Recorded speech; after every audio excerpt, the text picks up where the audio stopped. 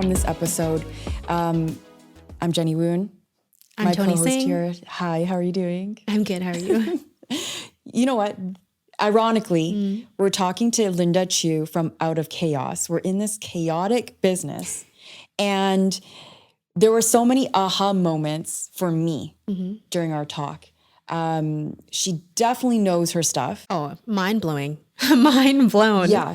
And I would imagine, like, she's been doing it, she said, for 18, 19 years now. Yes. Totally experienced because she came from the hotel management side of business, but also went to BCIT on how to grow her business and how to start her business. Belongs to the Professional Organizational Association. Also, I think she manages the BC, like she has founded the BC. She did mention that, the division, branch. right? Yes. The branch. Yes. So what was your one takeaway? What's one thing that you would immediately start organizing in your space, whether it be in your head, whether it be in your home office? I love organizing. So there's not one space that I would start with because my family and I do it once every quarter. It's a continual thing. Yeah. But my big takeaway is that I would just hire her. I'm just going to hire There her. you go. When we move into a larger house, which will be soon, I'm just going to hire her. So let's talk about what she does Yes. before we get into the episode. She really described how she helps out realtors or real estate agents on managing the move, the packing, removing, like decluttering, packing the materials and items for the homeowner, and then moving it to the new home. But there's an element that we tend to take on that we necessarily aren't really skillful at, which is the emotional side. You mean when helping the sellers declutter or helping them Detach from Detach from things? belongings. Yeah, she hit on something really important. It's not as easy for a lot of people just to declutter or donate, sell, and port something to their next home. There is an emotional attachment for a lot of people and homeowners, especially when they've been in a home for a few decades. A lot of memories there. And so it's not just the physical items that would require, we as realtors would require to be, cleaned up a bit or removed in order to go to market. She talks about not only is there that mental discussion like that surrounds the detachment, but how to talk to family members that also get involved Yes. in the transaction. Yeah. That's a really big thing. And also talks about, there's going to be some really good tips that you want to take away, the 5 Ds. I'm not going to mention what they are now because I want to keep it as a surprise. There's also the 3 Cs. And I really want you guys to pay attention, make some notes. Without further ado, Linda CHU, the professional organizer of Out of Chaos. This is a must listen. You guys will not be disappointed. Welcome to the Show in the House podcast family. How are you guys all doing? Thanks for listening in. We're joining here with Linda CHU, and we got my co-host, Tony Singh. How are Hello. you? How Hi, are you doing, Linda. Linda? I'm great. Thank you for having me. Thanks for coming on the show. My pleasure. I really wanted you to be on the show because you were on my mastermind webinar, and you did such a great job describing your business, and I didn't even know this business existed, and I really think it'll benefit a lot of our listeners. So let's just get right into it and talk about, okay, you've been featured in Today's Parent, the Globe and Mail, Vancouver Sun, CBS Radio. You're obviously sought after. I don't know why I haven't heard about your services, but let's talk about how you got in the business and talk about like your history and your background. And tell the world what you do. Yeah. I'm a professional organizer, so my trade industry that I'm in is professional organizers in Canada. How I first started was not in the industry at all. My background is in hotels and restaurants, or way back. My dad used to own a restaurant on the North Shore. So I grew up as a restaurant brat. And following that, I, went into school for hotel restaurant management, and fell into almost 20-year career in the hotel industry. So my demise was 9/11, in fact. So after 9/11 hit, no one was traveling very much like it is today, and I had to reinvent myself. So I ended up losing my job. And then it was like, okay, now what? After almost 20 years, what's the next step? No other hotel was hiring. So I worked in hotel management, working primarily along the front lines. So managing the frontline team of your reservationists, people who check you in and out of the hotel, concierge, so the front of house staff. So having left that, then I had to sort of reinvent myself and find what was the next arena.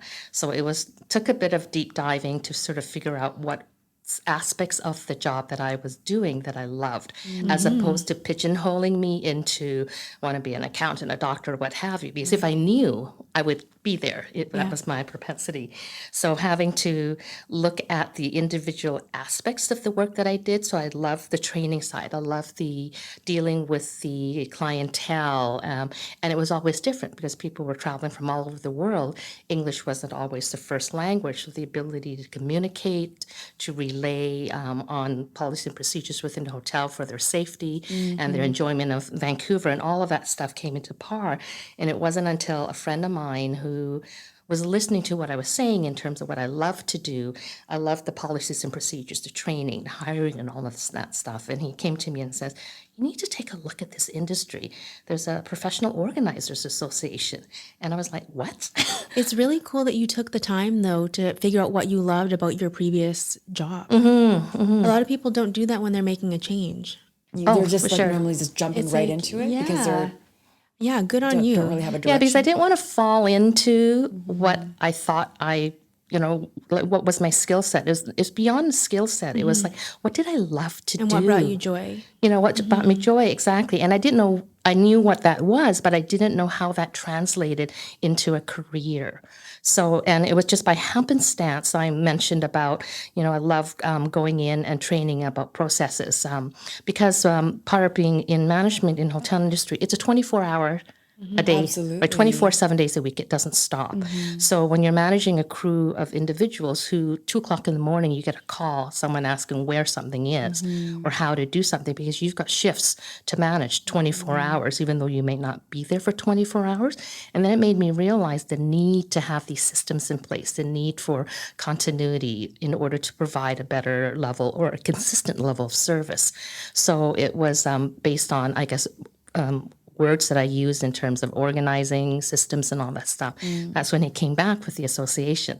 So that, that's where that whole bucket fell. So it ended up realizing, doing it's some amazing. research. So then you looked into this as a career. Yes. And then what happened? Well, I looked into thinking, looking at all the other organizers in the US and Canada, I can do this, I can do that. And then it was like, okay, let's just do it. So, I went back to BCIT. And I went through the whole business planning process and went through the whole strategic steps of what it takes to start a business. What do I need? The naming, the business licensing, and all of that stuff. So then I came out of that launching the business, and it was like in December or something. That's fantastic. It was December 2002. And then it was like, well, now I'm in business. Now what? So the whole We've all journey. asked ourselves that. Yes. It's like, I have a name, I have a website. How come Now the what do I phone's do? not ringing, right? Where did you get from there? I want to know how you ended up getting in contact with who your clients were. Like, how did you find your niche from there? I'm a very social being, and that's what I loved about the hospitality industry is the ability to speak to people or just speak, period, with that. So it was, I believe it was one of the gals who was in the sales department at the hotel that I was working in. She had left and she went into pharmaceutical sales, and she knew what my skill sets were within the hotel industry, and she knew where I was wanting to go, in terms of organizing and so forth. So it was her that really gave me my first job, so to speak. So she was working from home. Pharmaceutical sales is all, homebound, not homebound, but clients are all external, visiting all the medical offices with all the blister packs of pills and all that stuff. So, but her home was just in mad chaos. Oh, that's she interesting. she was like, well, I don't have any systems, and she just had a newborn, and trying to sort of balance that. It makes sense now. At home and work.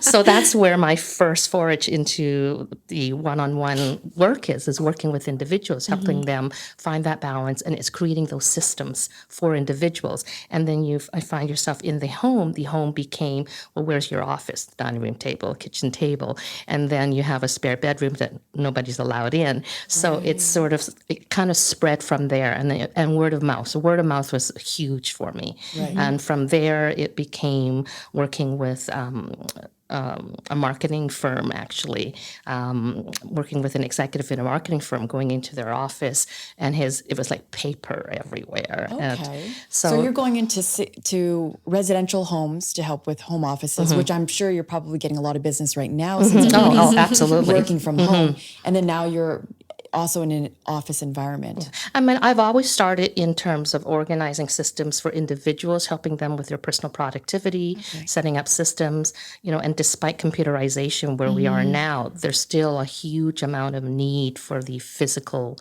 information. Yes, one can scan it. Yes, there's a cloud. There's all of that. But it's that need to sort of balance all that information that people have. I have a question. I'm just curious. Does flow of the space make an impact for you when guiding clients? Not necessarily just the systems and the processes, but I guess it is, because if they had a specific place that they were working each day within their home, that's the routine. Yes. But does it also make a difference in terms of energy flow, or not so much? Yes, I mean the flow or- the flow of the space has an impact on your personal productivity. That's kind of and what I'm what you getting need at. to get done. So if from a feng shui perspective, if that flow is blocked, but from a really physical process, if you can't find a path, if it's not a clear path, you don't have clear space. It's like cluttered space, cluttered mind type of a concept. So if you can't find things and things are congested physically, you just are blocked mentally as well from being able to push forth what your agenda is for the day. So so we work a lot in the physical space to get things in a manageable state for an individual, because ultimately it's about finding things in a reasonable amount of time, because you don't get an advance warning to say, in 5 minutes from now, you get a phone call who wants something. You never know what one wants. So your ability to access information. So I always say that information is power, absolutely. But access to your information is much more powerful. That's great. I want to go back to when you started your business planning. Out of Chaos, is that your original company name? Yes, it was. Okay. It was. So that name has done so well for me, not knowingly, but fast forward so many years. And it was just, again, coming from happenstance, going through my program at BCIT, sitting around a core group of individuals trying to explain what it was that I do. And I think it was that time I was going through the naming of the business. Which is so fun. So it's like, what do I call myself? So, of course, trying to look for a derivative of ABC organizing, XYZ organizing, Get Organized, etc. Like everything was taken. I knew enough that I better find something that the domain still existed.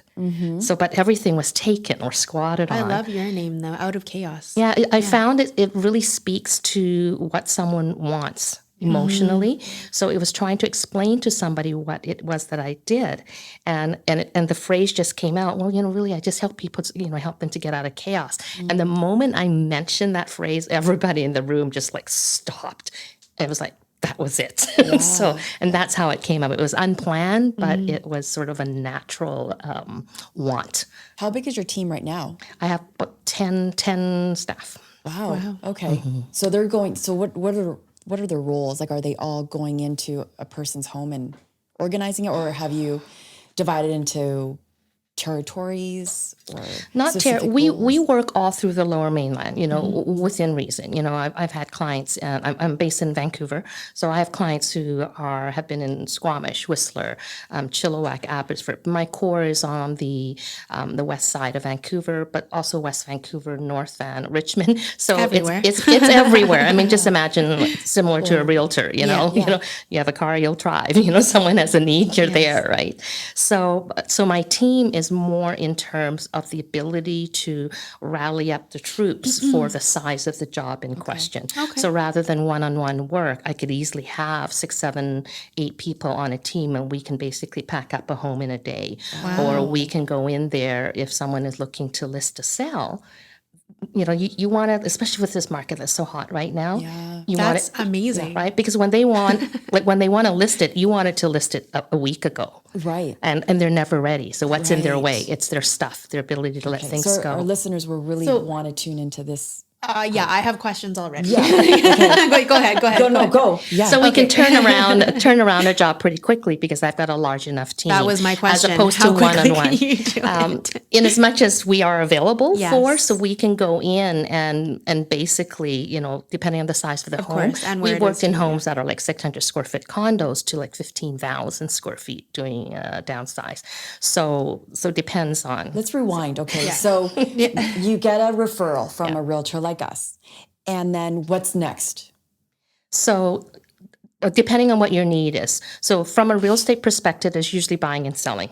So it's usually around the readiness of the client's home for you to do what you do and your expertise.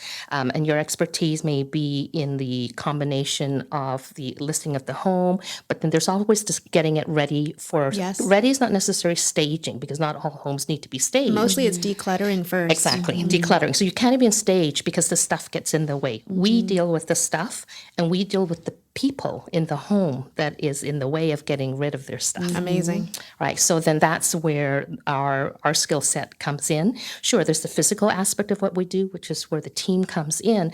But more importantly, it's working with the individual with a timeline. So we will backwards engineer the timeline for the individual. So if you're saying that you want to be able to get the photographers to come in on the Saturday to list on the Monday, and we are, say, Monday within a week, then I need to sort of figure out what that timeline is. course. So we have to say to what level of decluttering is needed, what needs to go. So what is the volume that needs to go out of the home because you're dealing with removal services. Then you're also dealing with the clients. It's not 100% removal junk because that's the emotional side of Right, things. attachment. And then it's dealing with the clients in terms of what needs to go, and depending on what those items are, is it rubbish? Is it recycling? Is it consignment? Most often, it's the emotional. The value is several fold, right? So there's the value that you purchased the item with. There's the value that it will be sold for. There's the emotional value that you have. So on and on and on. So usually people have an emotional value, thinking, that Queen Anne dining room set of 12 that you paid $30,000 for. What's the worth? So I guess when you're going through this process with clients, if there are items that are of sentimental value that may or may not be moving into their next place, is it the client's responsibility to set up a storage? I can do it all. So we're a one-stop shop, and we will project manage everything for the client, depending on their budget, depending on who is available on hand to help the client along. Because friends and family is great to have on hand, but they don't always meet the deadlines that you need, and they can sometimes get in the way of that emotional, emotional attachment. And that's where the argument comes in. So I come in like the ringleader, Fresh eyes and ears. and it's the ringleader to say, "You're in that corner, and you're in that corner. This is." I what wish we I need to could say that to my accomplish." clients. Get off the. But seriously, I always say we come in often. I call it the 4Ds, and it's all by circumstance. Okay. People have died. Yes. People need to downsize. Yes. People need to declutter. They may not even go anywhere because they're not selling. Okay. And then there's the disability side of things, right? So people who have to clear out because now they're getting older. If they're going to age in place, stuff is in the way of the wheelchair and the walker. You just named my last 5 clients. Where were you before? So depending on the circumstance and what their timeline is, a sale may or may not be involved, but especially where there's a sale that is imminent, it's getting the home ready for sale. So it's going through the process of how, in consultation with yourselves, and if you do have a stager on board, what needs to leave. Yeah. So then we need to sort of make that happen. And if what needs to leave is, and the client isn't ready for it, we're the one there who's massaging the message. And the message very simply is, you know what, it's a foregone conclusion, you will be moving. You This is don't a know highly valuable service, and it sounds very efficient. we try to be. We hope that's what we So- accomplish. I'm curious then, like, and I would imagine that you had mentioned it. It depends on each client scenario and their timeline, these kinds of things, and what they're trying to achieve.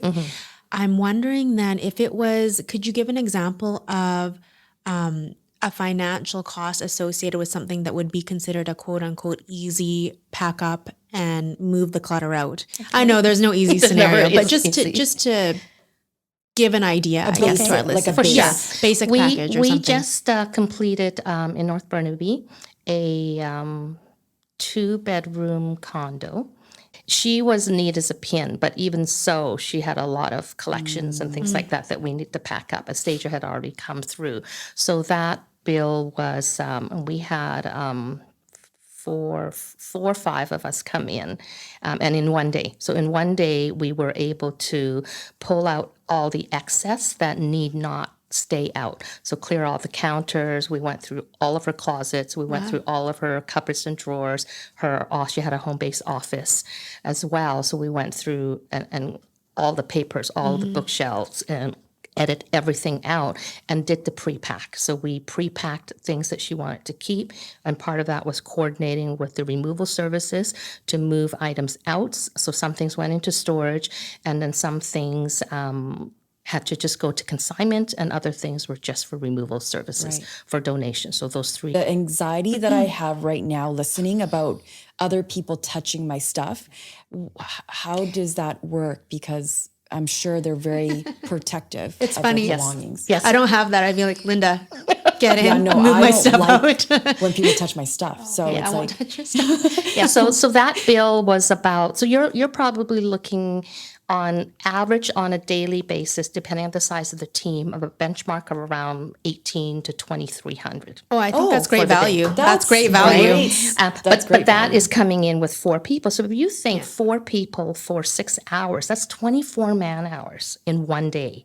Or 6 persons for 6 hours, 36 man hours. So you can get a week's worth of work done in one day because we can have a team approach. I'm not actually- including the rental, the storage, not including. Okay, gotcha. Go. Thank you for saying that. Yeah. I'm actually thinking of a whole new client though. People with kids, they don't have time to do that kind of stuff. And there are timelines that need to be met. So listeners, Yeah. Well, with or without kids, just people just don't have the propensity. And then by the course. time you factor in the emotional side, do you not want? And, you see all the little Smurfs and you see, all the little tchotchkes all along. So it's trying to sort of pare it away because people take it very emotionally and it's not meant to offend. The reality is you try to, and that's where that bedside manner comes in. You try to basically say, you know what, you're going to be moving. Let's just pack it up so it's safe. So there must be a lot of consoling, like lots Absolutely. of. There's a lot of hand-holding involved. So we come in, there's always a team lead that leads so the homeowner doesn't feel that there's all of a sudden now 4, 5, 6 people all beckoning for their attention. There's the one lead that they communicate with. The lead controls the volume of work and dispense of, you start in the kitchen, you start in the bedroom. And as the team, so they're the little, and my team knows this, they're the little gremlins and fairies that work in the background. They pull out everything out of the kitchen cupboards and drawers. They lay everything out so that the team lead takes the homeowner through. Okay, so here we are. We've got 30 mugs. These ones are chipped, and you don't have a full set. So you go through that whole process. Or clothing is the same thing. So okay, we thought we were psychiatrists for the real estate, but I think it's probably you going through all of the items. Yeah, it's literally going through mug by mug, and it's going through the baby spoons, and it's going through, and their kids have kids of their own now. So it's like going through all the memorabilia. It's the photographs. And the timeline, so when I talk about a timeline earlier, how do we accommodate for that is how quickly do we need to turn this home around? So it's always the balance of meeting the expectations of the sale, the realtors, because you want it yesterday, and then meeting the expectations of the client who aren't ready yet to deal with this stuff. That's interesting. So then on a financial decision, the very simple thing is, here are boxes. We're going to pack everything that you don't want. We don't have time to look through it. Your rent plus, so the money for the labor. And then we're going to box it and we're going to bag it and we're going to put everything in storage. Plus, again, for storage costs. Yeah. So again, how tight is your timeline? It can get done, meaning now everything, delayed decisions are in a box for the homeowner to deal with later. Not ideal, because now they're moving into a home. And they still have to deal with They've it. got to deal with and all this stuff that they have in that. It's like the front end and back end decisions. If you don't deal with it until the back end, it's all getting moved to your new home. And now all of a sudden you're in this new home, which is supposed to be a happy affair. Then you're like, oh my God, look at all the stuff I have. And it becomes like almost like a buyer's remorse. Baggage. Total baggage and buyer's remorse. Oh, this place is too small. And what was I doing? Which I kind of want to avoid. Yes. But how much time do you have on the front end? So it's that's trying a to have that great balance, point. right? So when you're hiring your team, I totally off topic. When you're hiring your team, what kind of personality traits do they have to have besides organizational skills? I'm assuming that they need to have like empathy. Oh my God, compassion. Yeah. Compassion and empathy is huge. And one has to be like nurturing. Yeah. It's got to be extremely nurturing. My team knows that they cannot, there is no reaction. Okay. I mean, you can't go in and go, oh my gosh, or, you know. That's what I'm doing. I'm like, how the heck did they collect this much stuff? Oh, I'm not judging. And you can't judge. You can't even begin to judge in your because- voice because people are nervous as it is. Some people have so many things too, right? And it's such a challenge for them. Yeah, trust is really important. When I talk to clients prior to them inviting me into their homes, at some point I always say like, hey, one point I'm going through your underwear drawer. If that is not the most invasive thing to have a stranger do, I don't know what is. So one has to really trust in me, my team, so that they can bring us in, strangers, inside the four walls of their home and to dive into the most intimate and sensitive things. Yeah. And when you're dealing with death, divorce, downsizing, like the other D is divorce. So I've gone into homes where the couple are still in the home. Yeah. And the tension you can cut with a knife in terms of trying to divide things. Hard. No, I want that Vitamix. That stays Buy with a the new house. one. I know. But it happens. Like, how do you? I lost I know. my Vitamix. Like, how do you divvy that? How do you divvy up? Well, that was my friend. Your friend, your stuff. Like it's like, because you're kind of separating. No, these are all great right? points. Very good. For sure. Okay, so after you're going in, you're packing everything, you move it over to storage or to the new home. Are you helping them unpack and organize, or is Yes, that we your can. job done? We can. Okay. So we do complete door-to-door services. So we can come in to assist a person to do the pre-pack and to ready the home in whatever means is necessary. And we will coordinate all the auxiliary services. If they need a cleaner, if they need movers, if they need That's amazing. removal services. So we one-stop shop, so we can do it all, right? And if they need a handyman, if they need someone to take down the play structure in the backyard, we have people for that. Not my people, but we have auxiliary services that we call on. Then as the home sells, or when it sells, then we have, or the homeowner has the option to have us come back to do the entire pack. So then we will do the entire pack, meet the timeline, and we'll go through things like, it's really important, and people don't realize this, is I always say you have to pack a 3-day suitcase. Yeah. So everything that you imagine, you're going to be living in a hotel, living and working out of a hotel for 3 days.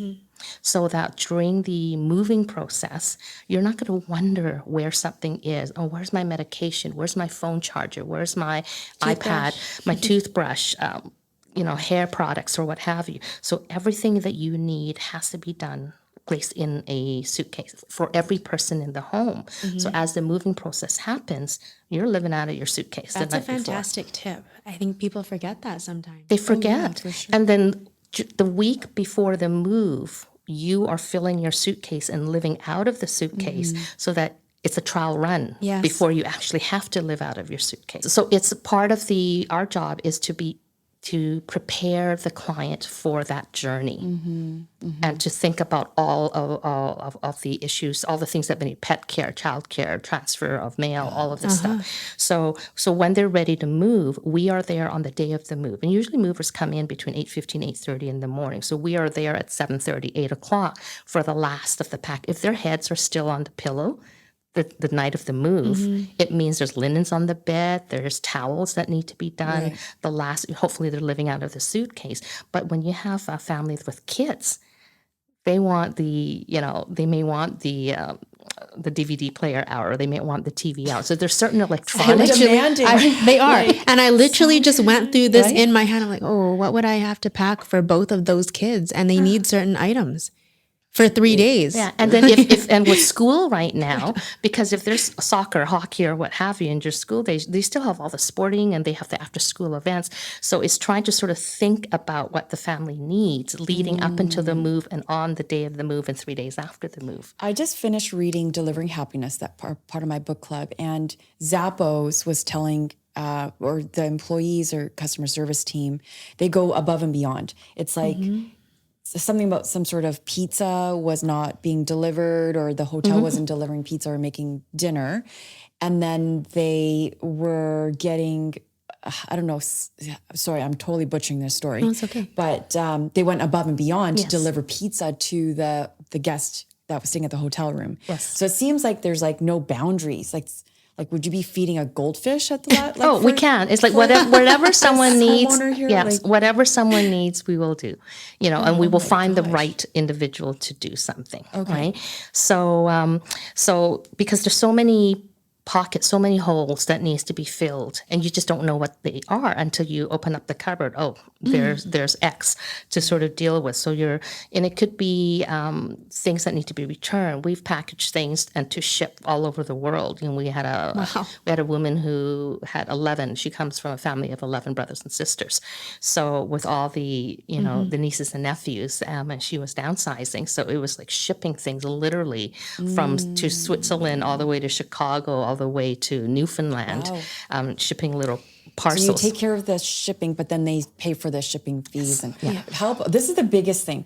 How about covering holes after like pictures are that's taken a good down? question. Like, do you coordinate maybe a carpenter for that? Yes, for sure. What? Okay, Mind blown. Okay, get everybody off of your address book. You are. I have to say, Linda, I'll probably be your best client ever because you could pack whatever you want up. I have no emotional attachment to it. I just had Take turned it over away. a home yesterday, and my clients were like, "Okay, well, we got to like patch up this hole," and it stressed me out lot. because they have to do it. I know. and I'm like, "Why didn't the previous owners do it before they left?" So now I'm like, "Okay, I call mean, Linda." For sure. Our team, we've had that happen, and we'll bring somebody in just to do it really quick. It's like, just do it. But this takes stress off of us. Yes. Because you and your team could take care of that. So as long as I know in advance of what course. is required to turn this home over, and it's like, do you need it cleaned? Do you need to move out clean? Do you need the things in the yard gone? Do you need the items in the garage empty? Do you want the paint to stay or not stay? So there's so many things. Do you want the last final the yard to be mowed and raked and what have you. So we can call in, a gardener. You can call in a painter. You can call a handyman in to come in and deal with that. Do you want that swing structure, taken down? If the homeowner doesn't want it, can it stay? Sometimes the new owners will take it, but more often than not, They often want don't. it gone, and They it's want such it a pain gone. in the butt. It's an additional thing to do when you have 100 other things to do and you're trying to move homes. Yes. Exactly. Where do you draw the line, though? I feel like you can get taken advantage of very easily. Well, there's probably a cost associated Well, there's with a plus. everything, Plus, right? we're not It's like a AAA package, I would imagine. Like my team we don't take away the rubbish because there's a whole industry out there who are removal companies. Some great removal Right? companies, yeah. Right? So we have great removal companies that we work with. Fresh Start Recycling. I have known Thomas for 17, 18 years, for as long as I've been in business. So we work really well together. So I have my vetted list of suppliers that I work with. So if anyone who needs anything, it's done, right? I love it. I've gone into maybe not so much on an organization and a home sale prep situation. I've gone into organizations working with executives, and the strangest request I had was a voiceover artist. So we were talking about these pre-recorded, when someone calls the office and it goes into a voicemail, such and such not home, leave a message after the tone. It was awful messaging.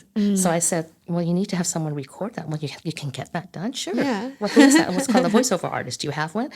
Go through my phone. Yeah, I do. So I have a voiceover artist. So it's through the varied of many people that I meet, all these services that I have. But going back to what you're saying, so if you're doing a pre-pack, the pack after the move, and then the day of the move, we can be there to receive the moving company to make sure everything is loaded up, so that homeowner doesn't even have to be at the home on the day of the move. We will be there to receive it, because sometimes the move itself is complicated. These things go to my daughter, these goes to storage, these things go to, so not everything gets moved that's left in the home. So we will coordinate and pre-tag everything during our pack process. And then we meet the movers at the other end, at the new location, to start the process of unpacking. Right. So at least on the first day, your minimum is a semblance of a kitchen, bedroom, you need a bed to sleep in, bathroom, and with kids, laundry. And then everything else can happen on the second day. So much laundry. But even then, we have to identify which box in the kitchen to open first. Yes. Because you Right. want to have your tea, your coffee, Or they have to and eat. especially The with kids have kids. to eat too. Right? So I have a 7-month-old at home right Here we now. go. So it's like, trying to wean her off, give her Yeah. food. That is you have to be organized.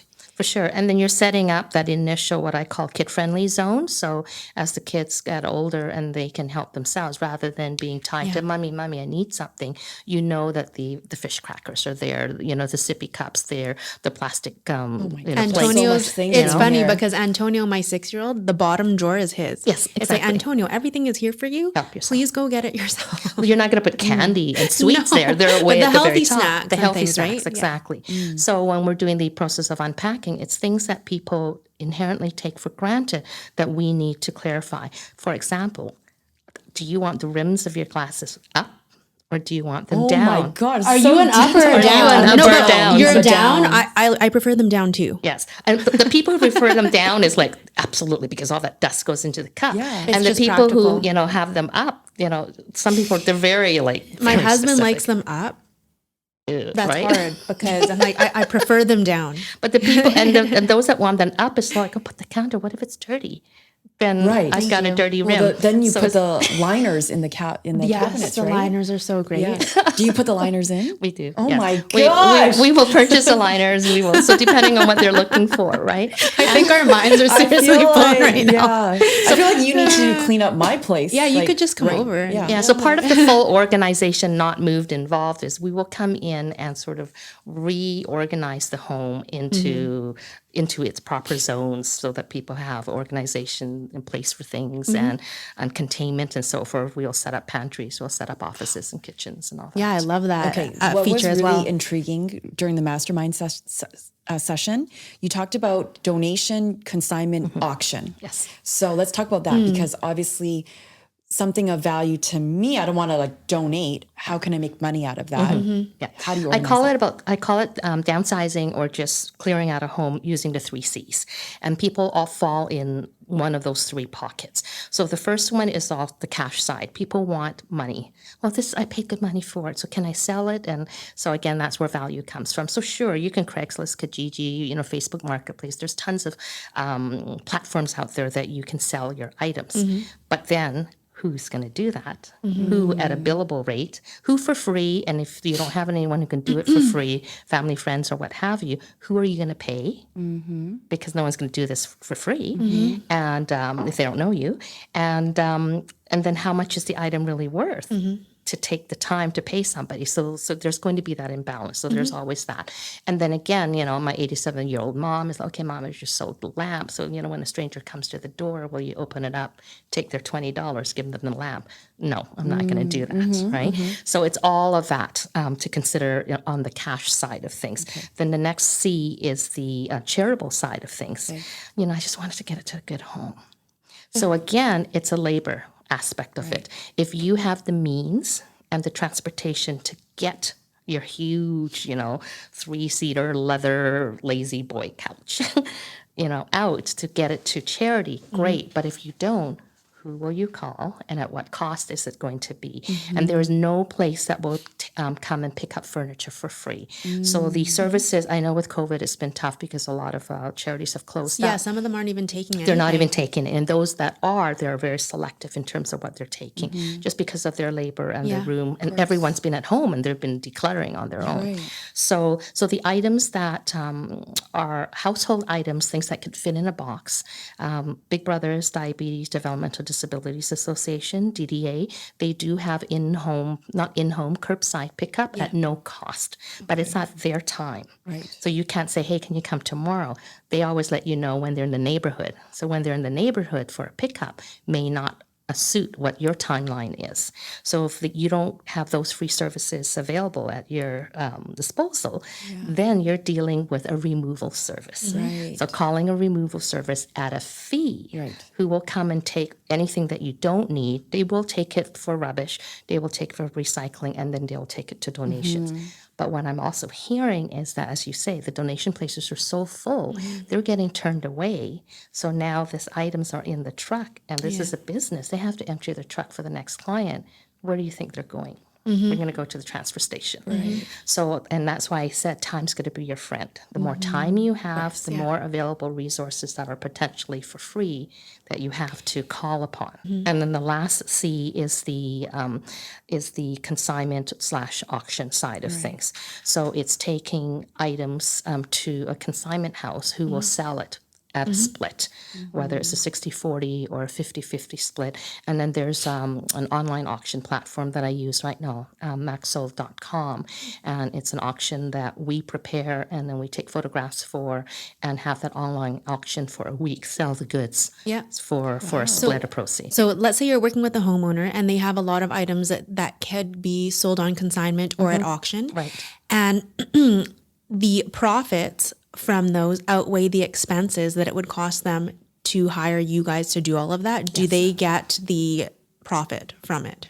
Oh, if there is a profit. Yes, absolutely. So I'm the conduit. Yeah, I got it. For that, and so there's the services that I provide. There's a time and cost against my services. Of course. So then on the back end, when you're dealing with selling of the goods, so the consignment houses are usually auction houses. They all, I hate to say that, they all cherry pick.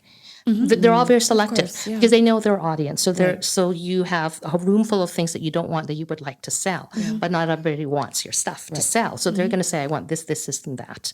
And then what's left?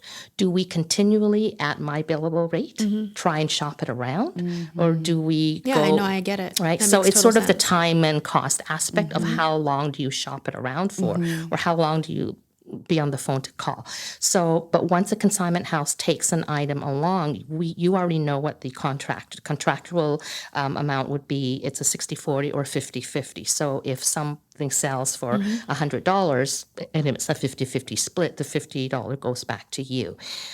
And where there is no guarantee is you just don't know what the item's going to sell for. So in answer to your question, potentially the cost of having me broker that deal could be. Thank you. Yes. Yeah. Could And be I more. assume that would be the case, but just for the listeners, in case they're wondering how it works. And often we get in this conversation around selling is around that values proposition, because people have much more of an emotional value and they don't realize that they're the market value. Yeah. Oh, like a house. No, just kidding. Like the market value is not there. Yeah. I use the example of your university textbooks. Oh, yeah. Huge, Spent so much sweat money and on tears. those. So much money and all the, the effort and the blood, sweat, and tears going in to get your credentials. So therefore, these books represent this emotional toll for all these years. And they're worth $5 now because they've come out with brand new editions If five times. if at all, but a decade later, they're worth nothing because it's out of date right now. So if it's all timely, if immediately after you finished your education, you can put it back onto the used resources, and a student would take it, yes.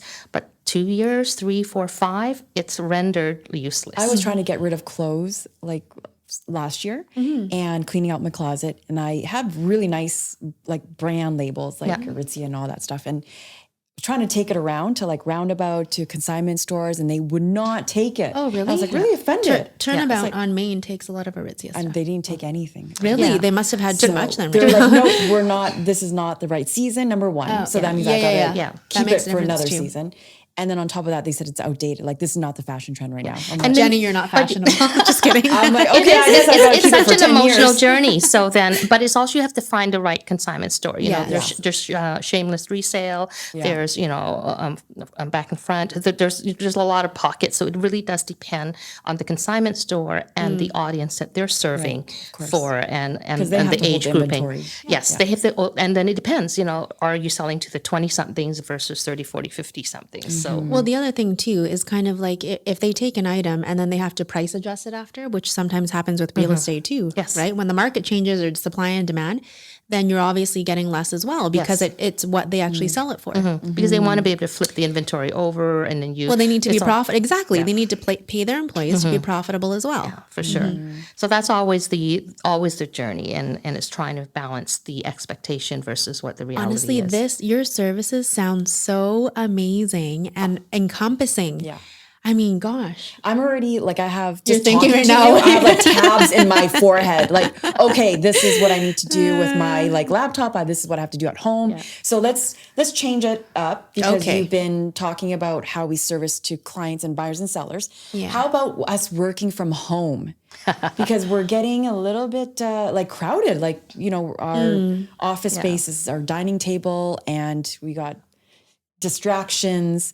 Talk about like maybe like a current situation where you went in and kind of did an overhaul for somebody's office, home office. Working from home is around balancing the needs of everybody. So gone are the days where things present itself today, whereby you close the door in your home, you come into an external office, and you actually have a physical space dedicated just to you and just to the art of your craft. So now you're at home, and the boardroom is AKA the dining room table. Or if you have more than one individual running a business now from home, out of the home, then you almost have to do an internal schedule. And that's where communication is really huge. So if, the two of us were in the home together, you would say, okay, so tomorrow or this week, these are the days that I need of the office, AKA, dining room table, because you may not have a separate room with a door that you can close up on, but you still need to have that privacy on your Zoom call, your Google Hangout call, whatever it may be. And therefore you need quiet time. What do you do? And then factor in kids to aside. So it's having these house rules established in terms of what the house rules are when someone is on a Zoom call. Good idea. But number one, you just got to give it up. You're at home. You're going to have your cat bombing your call. You're going to have the kid, mommy, have this cookie. Or you're going to have, and you'll hear them crying because they're fighting over Lego or something like that. It's just the reality of the world. So it's not about being perfect. It's sort of, the best that you can do. But it's necessary to have that communication patterns going on. Okay, you know what? This week, Monday, Wednesday, Friday, I need this space. So that, if there's two people having a meeting at the same time, then you have to make that decision. Is one in the bedroom, one is out here in the dining room, how do you carve out that solo space? So communication is critical. And then also because you're sharing space and there's more than one individual working, but it's also more than the one or two individuals living there. How do you divide up your physical work resources from home resources? So if you're the type of person that works, you have your laptop, iPad out, but what else do you need? It's all your client files. Maybe not everything is in the cloud. What are your physical resources that you do need? If you're a note taker, what are your devices, charging cables? So it may be having them put tape around and color coding, and you may have to dedicate a bin. This is your bin, this is my bin. When I leave the workspace, everything goes into my bin and it goes parked somewhere until I pull it out again, because you don't want to pull it out for a call and you're like, oh, I'm missing this, I'm missing that. So you may have to sort of assign. I've worked in a fun environment where there's kids involved, where, one child was, everything was green, the other one was yellow. So they had all the yellow highlighters, the green highlighter, the orange highlighter, and even the pens and pencils that they had that's was clever. orange. So everyone had a color designation. So as soon as you saw a yellow highlighter, you know that, well, I'm not yellow, I'm green. And you know who the yellow supplies were. So you can be fun, if right? the two kids loved one color specifically. It could be, but Different shades of that one color. But with the washi tape that you have Yeah. right now, you can make it fun, and Yeah, you you can do a can. pinstripe down it, or you can just. So there's many things that you can make it fun and This creative sounds and so artsy. fun. She's really structured at home. I that's love why, yeah. organization, and I'm not always organized because I'm clearly not as good as you at that. But it's still, it's it's so priorities, exciting. right? These are really good tips. So when we are to hire out of chaos, come into our workplace at home, tell us what you do exactly. So the first, going into a home, my first question is going to be, what area causes you the most grief? Okay. That's what we're going to work on. You're high energy at the very beginning. We're going to work on the big hairy goal, because when you try to attack something that you've been delaying and you do it at the end of the day, you're like, oh my God, I'm so spent. So you want to sort of hit the nail on the head when you get right through the door. And the first thing, regardless of what the objective is, it's always doing the sort. It's like grocery shopping without a list. You're hungry and you're at the store. So you're going to buy everything to feed the hunger, but not knowing what you need. Good analogy. Right? So you need to go through all the cupboards and drawers to see what you're missing so that you have a list, and then you don't forget the milk and the eggs and the bread. So organization is the same thing. We're hungry for order, so we're going shopping, and all the magazines and all the, the vlogs and the blogs are these pretty spaces that are color coded. You're like, oh my God, I want my space to look like that. So you buy the product thinking the product is going to give you the organization. So what we need to do is back it up a bit and figure out, okay, what is the cause of your hunger? What are you looking for? And if you don't know what you have, you don't know what you need. So trying to go through the process of sorting through. So now it's like, okay, what do you have? What is this? I'm paid to be a 2-year-old. It's great because I'm there asking you what and why. And unless you have a really good answer as to why you want something, you need something, and it's always intention. Well, I need to do this. Here's a client that I need to call. Oh, I have to enter that into my database. I have to. There's so many have-tos that we have, unfinished business that represent a physical pile or an unfinished chunk of work. So I need to determine what that is in your home. Watch out, Mary Kondo. You got Linda Chu coming. Well, I was gonna say I loved that book though. By the way, so I didn't really like it. you too didn't? much. Did you try doing Did you do the work? No, I did Audible, and I didn't. So I didn't see The first- picture. She's very polarizing. Some people either love it or they're like, oh, I don't get it. Or The it just one doesn't- thing that it was just- useful not though. deep enough No, for me, I get that it. book. But even for what Linda's saying is pulling everything out, because it is impossible to organize or declutter and then organize everything if you don't know specifically what you have. So sometimes when you have things hidden, like the first time I five did it, staplers. well, with my wardrobe, I almost had a heart attack, and now it's very lean. And it's always within reason. You have to sort of look at the principle of what Marie is trying to course, yeah. to apply for you, and to sort of take it within your work and lifestyle. Because there was a client of mine, we've been clients for years and years. So I go in about 3 times a year just to go through her closet. So mind you, her closet is think of the As door. big as this room. Double this room.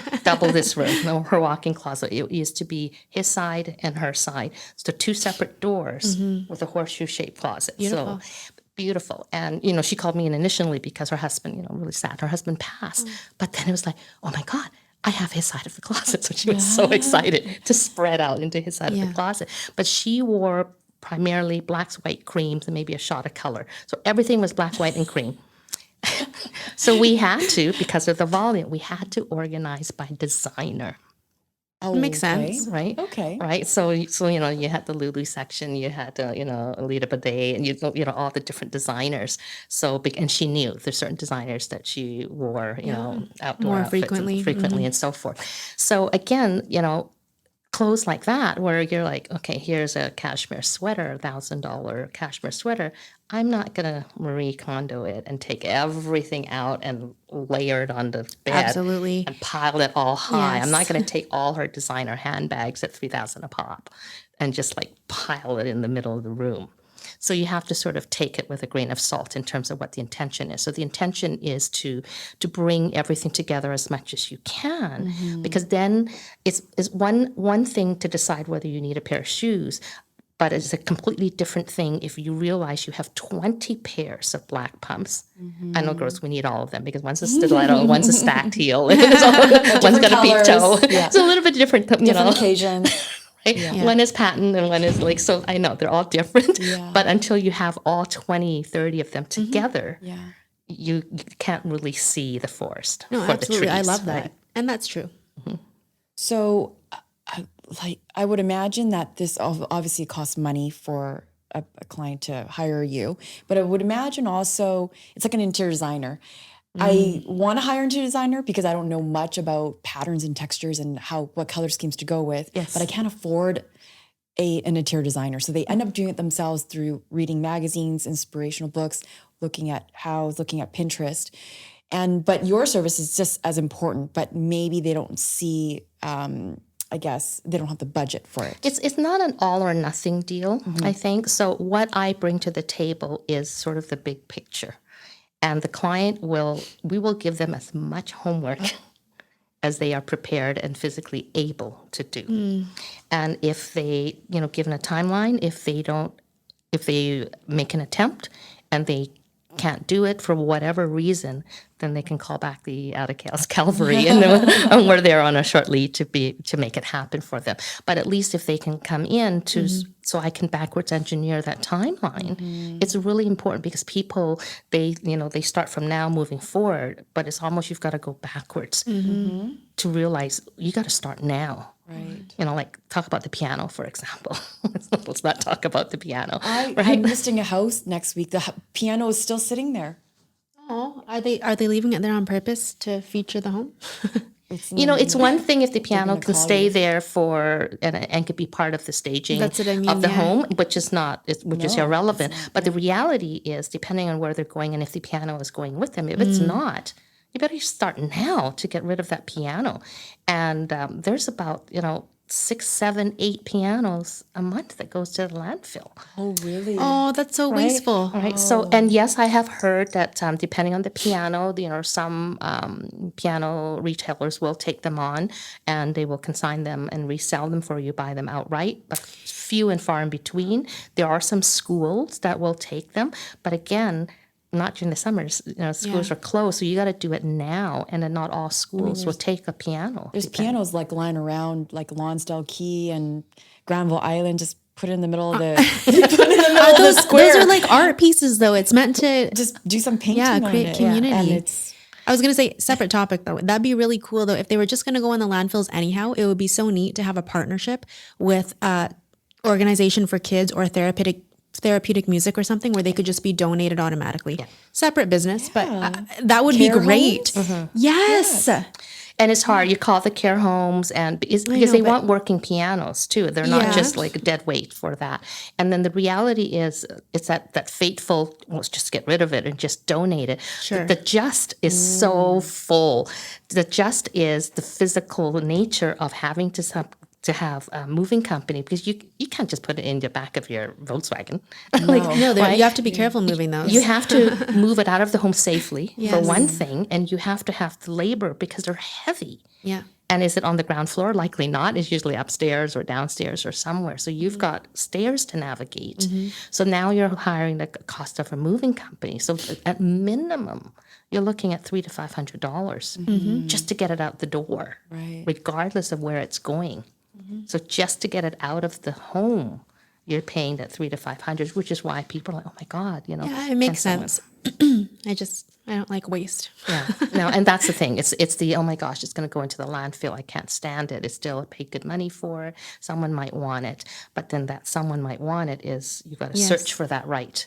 It's sort of the, hand to mouth. You want to know that this piece of clothing is going to end up on someone's back, as opposed to in this nefarious bin somewhere out there. Talking about motivation and baggage, because we see clients really happy moving into their space, I would imagine you're getting the same type of reaction and experience as we are. Yeah, the gratefulness of lightening their load and taking care of all those little minutiae of details are huge, because they've got so much on their go and so much emotion that gets stirred up when you start going through decades of materials. So it's almost as if, like I said, for every decade of life and possessions, you have like almost a week to go through. So it's like going through a decade of your life in 1 week. I just realized I have a question, if I may. When you're dealing with clients that have, like you mentioned, let's say 30 years worth of memories in a home, some of these people have really large physical photo albums that can take up. Good question. I'm curious though, right? So like a whole shelf. And if they're moving into a smaller space, they're not going to be able to store them. No. I would imagine that those would not belong in a storage container because nobody could see them. Yes. Does your business by chance offer a solution where it's digitizing any of the photos or anything like that? Or what's your recommendation for that? We have 2 companies that we work with who will take VHS tape, 8-track, you name it. Anything that is film and photos, they will digitize it and convert it into a CD or into the cloud. Special. That is a very And there's a cost attached to it. Of course. So again, it's always okay, well, I don't want to pay for, every frames but then you've got to go through that whole pile and hand select the ones. So time is your friend in that case for sure. Yeah, exactly. Wow. I've learned so much. Me too. I'm so happy that we were able to have you on the show today. It's my pleasure. I was glad to be here. And there's so many questions because it's always centered around the stuff that people have and not knowing what to do. They need to move it along, but that moving from point A to B, there's so many decisions to be made because it's does family want it? Do friends want it? So it's always rehoming. Like, how do you rehome it? And if you don't rehome it, then what's the next step? Yeah, repurpose. And is that next repurpose into someone else's home by charity? Can you sort of extract some value back?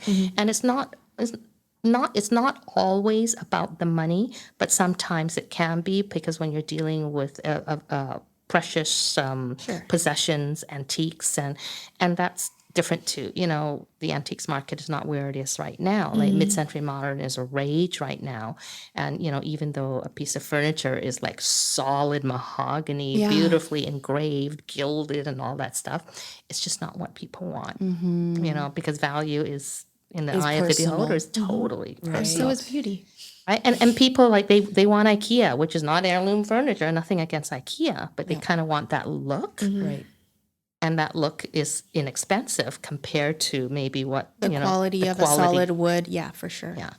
So you must know a lot of trends, like interior design trends that are happening then, if you're helping clients remove their items and consigning it. And Yes, I mean, I'm very fortunate. Part of my team, I have a merchandiser who is on my team. So she used to merchandise, at the Bay, cool. all the windows and all the displays and things like that. So she does our sort of pseudo staging. We're not stagers, but we will certainly get it to the point of, editing it out, placement and so forth, so that you guys can come back in and do your tweaks, or the stagers can do their tweaking. Oh, that's amazing. what does it mean to be in the part of the professional organizational association? So is there like a network you have that you can always contact in case you need a resource? So we're a national organization across Canada, and when I started, I founded the BC chapter of the same association because there wasn't a chapter, so I couldn't attend a meeting. So I figured I'll just start it. Yeah. I'm that type of person. That's It's awesome.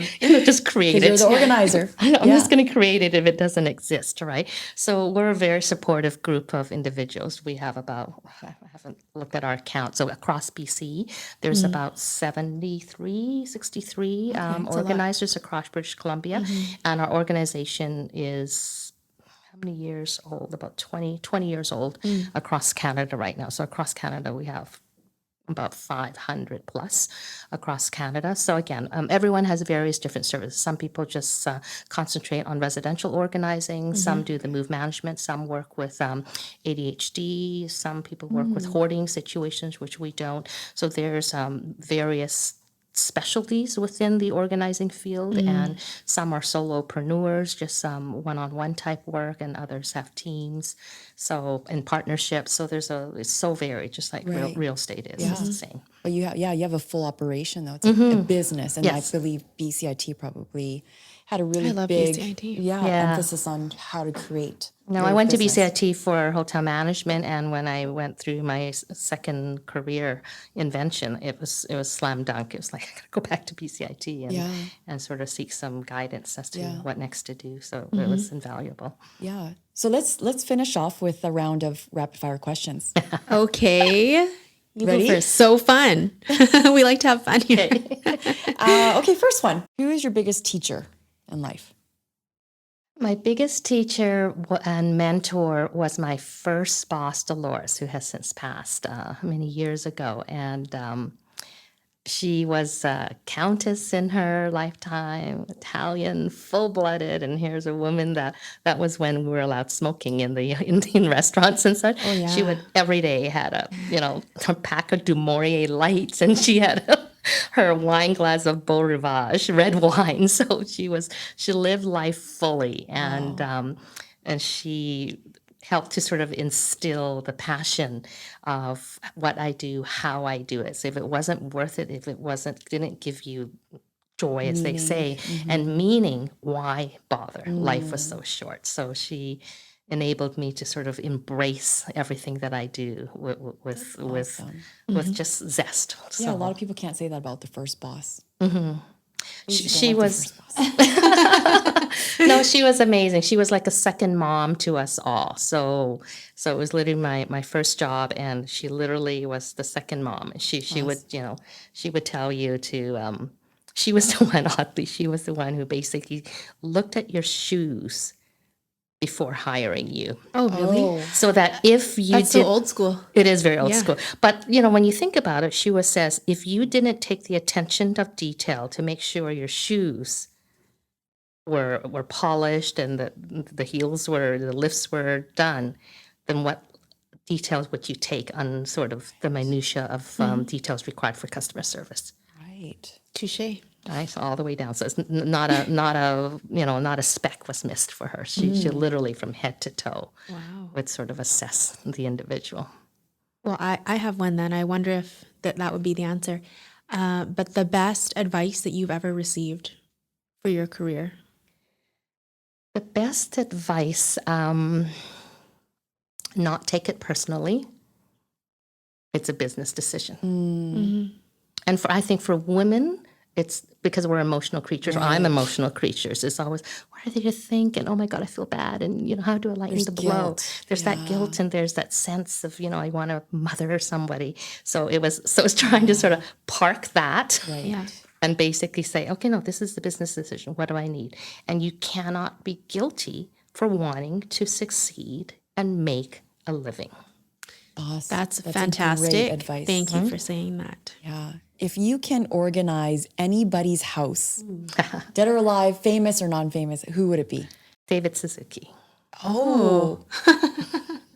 I would imagine he probably lives pretty minimalist. I've worked with a family member, his family before, but so I'm familiar with the layout. But I would love to work with him one-on-one because he's so instrumental when it comes to our environment and possessions and things like that. So it'd be interesting to sort of work with It's cool. Someone's at the height, because especially recycling and all of this stuff. So it'd be interesting. But again, no judgment. It doesn't matter. You think about it's like shoemaker's kids, that type of a syndrome. Everyone has stuff because everyone is emotional and everyone has attachments to different things. So who's to say? So David Suzuki, are you listening to this podcast? Just kidding. What would be your word for 2021? compassion. Compassion and the empathy, because everyone's going through their own crap. And who's to say? Right? You just don't know. And I think the ability to be compassionate, to listen, and just to listen, because I think people don't have enough outlets nowadays to just expunge everything that's trapped in them, and to have that ability to be compassionate. And we do this all the time, and which is what I love about what we do, is the interaction that we have. We go in as strangers, but then when we leave a home, people are hugging us, and they're embracing us as a part of the family. So it's a beautiful relationship to have. That's beautiful. Okay, one more question. Oh, okay. I was going to leave it there because I was so perfect. No, I really want to know your own house. Oh, okay, yeah. Your own house. I want to know that too. What's the most organized, file or be shelf? honest, is everything probably very organized? Oh God, no. Oh no. It's like Not at all. It's like the tradespeople, like an electrician. My husband, electrician. Everyone else's house gets done. Ours is the last. Because by the time you spend the whole day working on everybody else's home, that's the last thing Where you would want to do. you say your right? most pride and joy work is in your home? My most pride and joy. Okay, I'm gonna go through all the piles. Which drawer? Like the cutlery drawer? Or Imagine the myself underwear digging my drawer? way through the home. Your sock drawer? The most pride and joy. Oh my God! Pride. My husband's a tennis pro at one of the private clubs, and he has, let's say, multiple dozens of tennis shoes. They're all color coded and they're all boxed, and so there's the one area, and all of his jerseys, everything is all color coded. Beautiful. He's very lucky to have you. Yeah. His life Well, is I have to admit, organized. he's done that himself, right? But that is one area at You trained least. him well. That is one area. So literally, like every color of the rainbow that he has in terms That's of one side of his the tennis business. shoes. That's one side of the business you could tap into, is going in and training the husbands to put their stuff back That is a onto the really good shelves idea. and in the laundry basket. Oh my God! It's sometimes And- it's a gargantuan feat. That is one of the questions when it comes to couples that I deal with all the time. How do I make? You can't. It's like trying to make your 2-year-old do something. You just can't. You just need to get your own house in order, and you need to create boundaries. And the boundary might very well be, this is my haven. Anything that comes within this area, I'm gonna toss. I said that to my husband. Right? But you have to lay down the ground rules. I don't care what happens in your bedroom. Yeah. I don't care here and there. But this area, and you got to follow through. It's like a mom saying no, and a parent, and then they go to the dad. No, no means no, and what are the consequences? It's funny when you threaten to toss something, though. Like magically, people will listen. They don't want it thrown out. You know what I recommend, and you sort of take this with a grain of salt as much as you can. With family, it's a clear garbage bag. And if things are out of place because you've put a ground rule, you put everything in the garbage bag, clear, and that bag goes into one room, say the laundry room, and then you say, garbage day, today's Monday or Friday. Garbage day is on Monday or 2 days from now. If you want to get anything, you better grab it out of the bag or it all goes into the garbage. So that means Good on idea, 'cause garbage they day, can see through it too. yeah, and then garbage day, you literally take it, sure, not your iPad and, certain things like that, but Really, though? within Maybe. reason. No, I'm just kidding. But the maybe might be you hide it and you box it and it goes into a crawl space. Because people have to learn consequences. Oh, but Mom, where was this? What was the rule? Yeah. We did that with my son. Right? You clear it or it goes. Because if they lose possessions and they lose, the rights for, whether it's watching TV or what have you, it really impacts them. Yeah. And Whole then- different episode, but social dilemma, how there was one part of the scene where the mom put their kid's phone in a jar Yes. during dinner. Yes. And the daughter's like, oh my God, I can't eat dinner. I can't eat dinner. No, and Sweating. she was like she's watching looking this at jar. it's like going nowhere. But yeah, she couldn't contain herself. That's yeah. That's a whole an different episode. amazing, That'll be a good one. amazing show to watch. yeah. Make you want to just like unplug from everything. Yeah. Linda, where can our listeners find you? Because you're definitely something High in that- demand. or maybe we shouldn't share her. Maybe we shouldn't share this episode. No, it wouldn't be fair to Linda. No, of course Well, not. my website is outofchaos.ca, or you can, I'm on Facebook, Out of Chaos page, or my personal page, Linda CHU. Mostly on Facebook. Yes, I've got Twitter and all that stuff, but most active on Facebook with that. And one thing we haven't talked about is I've been working with, I have a mini me. I have a puppet that was created in my likeness. Wow. Called Little CHU. So we've been working on videos, on sort of training videos, how that's to great. organize certain spaces and things like that. So And sorry, that's so on YouTube? Okay. Out of Chaos Okay. One. So so we've been sort of slowly working on producing some training videos using my puppet, my sidekick. That's fun. Nice. We're going to put that in the show notes. But you have a team of 10, but you picked up the phone directly. Yes. And I was able to contact you, Yes. get into the show. So thank you so much Oh, for you're very welcome. joining us. Really lovely to have you. And I learned so much. Thank you Me for having too. me. Thank you. Yes. Thank you, Jenny, Linda. thanks for setting. Of course. Yeah. Thank you. Thank you.